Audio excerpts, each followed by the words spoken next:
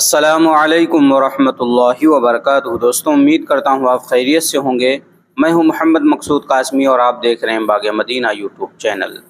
Deoband child commission نے ایک مرتبہ پھر دارالعلوم دیوبند کی گھیرہ بندی کرنے کی کوشش کی ہے اور ایک نئے فتوے کے حوالے سے کچھ قابل اعتراض مواد کو لے کر ڈی ایم سہارنپور و ایس ایس پی سہارنپور کو مکتوب بھیج کر دارالعلوم دیوبند کے خلاف کارروائی کرنے کی ہدایت کی ہے۔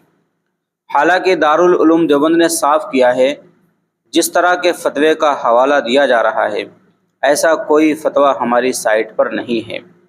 ایسا معلوم ہو رہا ہے national commission protection child right NCPCR Darul Uloom Deoband کے فتوے کے خلاف مہم چلا رہا ہے، کیونکہ اس سے قبل حال ہی میں 22 فروری کو غزوہ ہند کو لے کر 2 notice child commission Darul Uloom Deoband کے خلاف کارروائی کرنے کے لیے جاری کر چکا اور اب یہ تیسرا نوٹس ہے۔ NCPCR کے چیئرمین پریانک کانونگو نے مکتوب میں کہا کہ کمیشن کو دارالعلوم دیوبند کی ویب سائٹ پر مزید قابل اعتراض مواد ملا ہے۔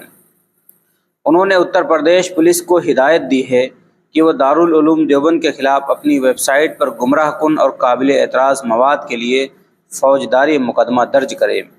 خط میں چیئرمین یہ بھی دعویٰ کیا ہے کہ انہیں اس فتوے کی ایک کاپی ملی ہے جس میں پاکستان کے ایک فرد نے غیر مسلم قوتوں پر خودکش حملے کے بارے میں پوچھا تھا، جس کے جواب میں غلط اور غیر انسانی لکھنے کے بجائے دارالعلوم دیوبند نے کہا کہ اپنے مقامی علماء سے رابطہ کریں۔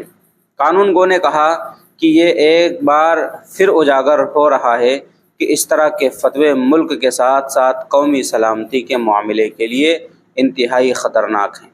NCPCR کے سربراہ نے اس خط میں کہا کہ دارالعلوم کے خلاف FIR درج کی جانی چاہیے اور کارروائی کی رپورٹ 3 دن کے اندر کمیشن کو بھیجی جائے۔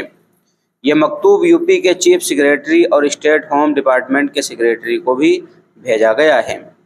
ادھر اس سلسلے میں دارالعلوم دیوبند کے قائم مقام محترم مولانا مفتی راشد اعظمی نے کہا کہ ہمیں ابھی اس سلسلے میں کوئی نوٹس موصول نہیں ہوا ہے، البتہ جس قسم کے فتوے کا حوالہ خبروں میں دیا گیا ہے اس قسم کا کوئی فتویٰ ہماری ویب سائٹ پر موجود نہیں ہے۔